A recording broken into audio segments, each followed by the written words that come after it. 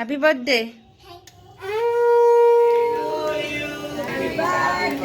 Hello guys, welcome to my channel. তো আজকের ব্লগটা একটু স্পেশাল হতে চলেছে, কারণ আজ আমার মেয়ের 6তম জন্মদিন, 6th বার্থডে।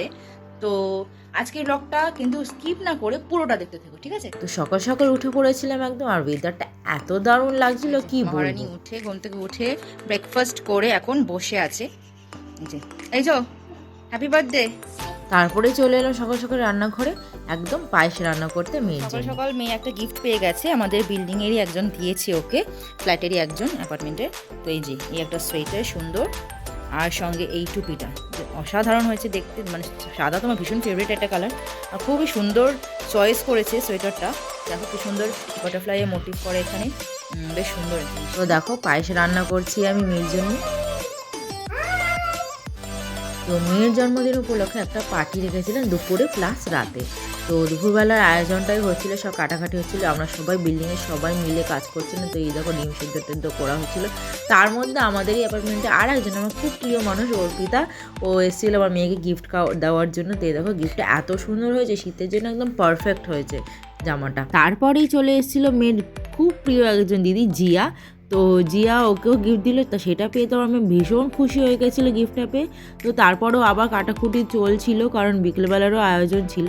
তো সকালবেলা ছিল মেনুতে ভাত, ডিমের ঝাল আর সবজি ডাল। তো এইটাই ছিল, সিম্পল মেনু ছিল, কিন্তু ভীষণ ভালো রান্না হয়েছিল। তো যে দাদা আমাদের রান্না করছিলেন উনি আমাদের ভীষণ কাছের একজন মানুষ, সজলদা ভীষণ ভীষণ ভালো রান্না করেন। তো তারপরে ছাদের মধ্যে আমরা একটু হাসাহাসি করছিলাম, সবাই মিলে একটু মজা করছিলাম, খুবই মজা হয়েছিল কালকে মেয়ের জন্মদিনে। তো এদিকে রান্নাটাও সাইমালটেনিয়াসলি হচ্ছিল। এখন ঝোলটা কেমন ফুটছে টকবক করে। আমি তারপরে নিচে চলে এসেছিলাম ছাদ থেকে নেমে। তো নেমে এসে মেয়ের খাবার দাবারের আয়োজন করছিলাম। তো খাবারে মেয়ের মেনুতে ছিল ভাত, 5 রকমের ভাজা, পায়েস আর মাছের ঝোল, আর ওদিকে 5 রকমের মিষ্টি, দই আর আশীর্বাদ করার জন্য যা লাগে সব রেখেছিলাম। পরে আর কি সবাই এক এক করে মেয়েকে আশীর্বাদ করলো।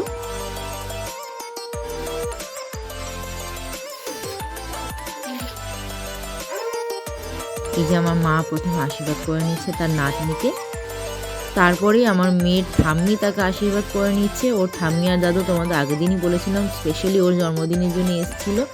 তো তার ঠাম্মি আশীর্বাদ করে নিচ্ছিল। তারপরে আশীর্বাদ করে আমার বাবা তার নাতনিকে আবার আশীর্বাদ করে নিচ্ছিল, ভালো করে একদম আশীর্বাদ করছিল ওকে। তারপরে ওর বাবা ওকে আশীর্বাদ করে নিচ্ছিল। তো আশীর্বাদের সময় ওর বাবা ওকে অনেক কথাই বলছিল, বড় হও, অনেক মানুষের মতন মানুষ হও। আর তারপরে এলো আমার আশীর্বাদের পালা। তো আগেই তোমাদের বলিনি যে আমার ড্রেস আপটা তোমরা একটু ইগনোর করো, কারণ সকাল দিয়ে বুঝতেই পারছো অনেক কাজ ছিল, যেহেতু দুপুরবেলা আয়োজন ছিল আবার রাত্রেরও আয়োজন ছিল। তো সেই নিয়ে খুবই ব্যস্ত ছিলাম। তো তারপরে আমার ফ্ল্যাটের কয়েকজন এসেছিলো আমাদের ঘরে, তো ওদেরকেও বললাম তোমরা একটু আশীর্বাদ করে দাও। তো ওরা সবাই আশীর্বাদ করেছিল আমার মেয়েকে খুব ভালোভাবে। তো এই আর কি সব এক এক করে আশীর্বাদ করছিল। এই যে আমার পাশের বাড়ি, ওর নাম ফাল্গুনি, খুব ভালো একজন মানুষ, খুব ভালো মনের একজন মানুষ, ও আশীর্বাদ করে নিচ্ছিল। তারপরে আমার ফ্ল্যাটের ঠিক নিচে 3 তলায় থাকে এই রিঙ্কু বৌদি আশীর্বাদ করে নিল। আচ্ছা, ফার্স্টে যাকে আশীর্বাদ করতে দেখলে লাল জামাতে, ও হচ্ছে পাপিয়া, ও আমার ফ্ল্যাটেই থাকে। তো ওই পাপিয়ারই মেয়ে হচ্ছে এই জিয়া আমার মেয়েকে একটু খাইয়ে দিচ্ছিলো। তো তারপরে আমার নিজের ভাই আমার মেয়েকে আশীর্বাদ করছিল, একটু খাইয়ে দিচ্ছিল মিষ্টি। তো চলো তোমাদের এবার মেনুটা দেখে দুপুরবেলা। এই যে ভেজ ডাল, আচ্ছা তারপরে আছে হচ্ছে লাল লাল ডিমের ঝাল, আর তারপরে হচ্ছে একদম সাদা বাসমতি চালের ভাত। তো এই ছিল দুপুরের আয়োজন। তো দুপুরের আয়োজনে সব খাওয়া দাওয়া করে নিয়েছি। তারপর খাওয়া দাওয়া করার পরে একটু বিকেলবেলা যেহেতু চিলি চিকেন হবে ফ্রাইড রাইসের সঙ্গে, তো চিলি চিকেনের জন্য চিকেনটা ম্যারিনেশন করে নিচ্ছিলাম আমরা। তো ম্যারিনেশনটা করছিল সজলদা, আমরা জাস্ট হেল্প করছিলাম সবাই মিলে। সজলদা জাস্ট দারুণ রান্না করেন উনি।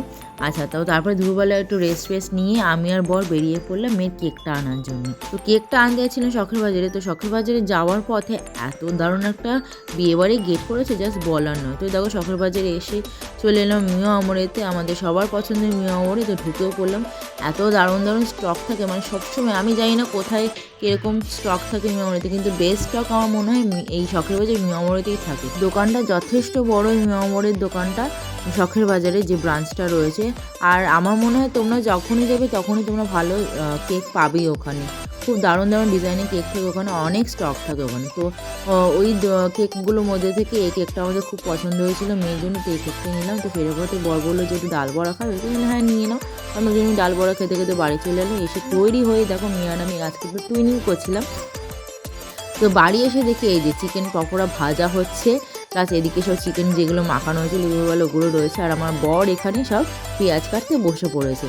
তো এই দেখো এদিকেও সব কাটাকুটি হয়ে গেছিলো, গাজর, বিনস, তারপরে মটরশুঁটি সব কাটা হয়ে গেছিলো। তো সবাই সেজে গুজে ছাদে চলেও এসেছিলো। তো এই দেখো এই সজলদা, আমাদের ফেমাস সজলদা, তো আপনাদের নমস্কার করছে। এত ভালো রান্না করে, আমি বারবার বলছি তোমাদের, এই একটা কারণে সত্যি সজলদা দারুণ রান্না করে, আর আমাদের সবার খেয়ে জাস্ট দারুণ লাগে। তো এদিকে মশলা কষানো হচ্ছিলো চিলি চিকেনের জন্য, প্লাস চিলি পনিরের জন্যও করা হচ্ছিলো, কারণ অনেকে ভেজিটেরিয়ান ছিল, তারা পনির খেত, আর আমরা তো সব ননভেজ, সব আমরা চিলি চিকেনই খেতাম। তো মেয়ে কেকটা কাটবে বলে সবাইকে ডেকে নিলাম ছাদে, সবাই চলেও এসেছিলো ছাদে। তো এই দেখো মেয়ে পোজ দিচ্ছে এখন, দেখো এত পাকা বুড়ি আমার মেয়েটা, কি বলবো তোমাদের। তো তারপরে ও ঠাকুমা, দাদু, দিদিমা, তারপরে দাদানকে নিয়ে ও কেকটা কাটলো সবাই মিলে।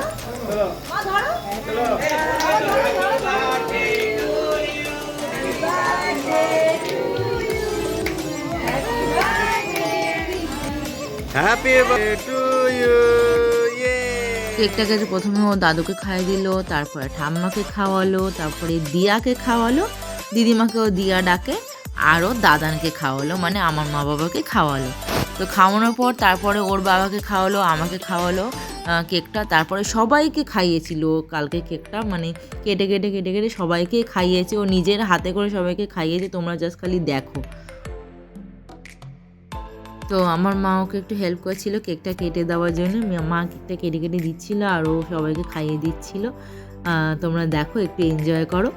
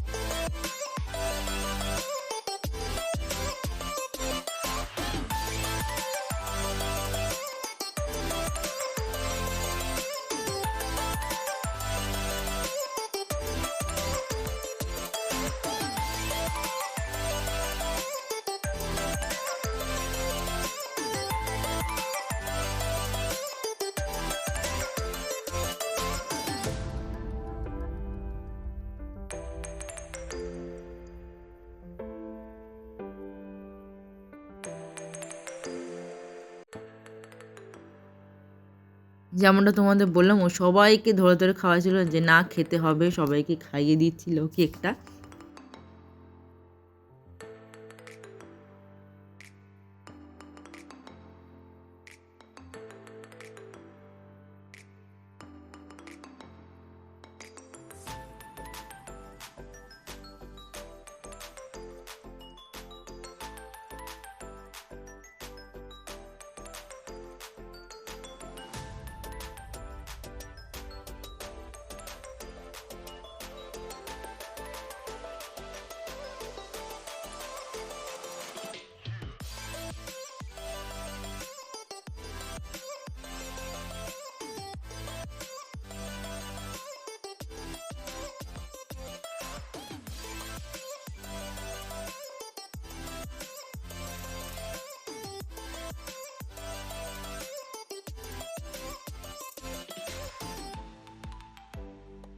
তো কেক কাটিংয়ের পরে তো এদিকে ফ্রাইড রাইসটা তৈরি করা হচ্ছিলো। ফ্রাইড রাইসে ভাতটা হয়ে গেছিলো বলে তো লেয়ারিং করে সব দেওয়া হচ্ছিলো ভেজিসগুলো।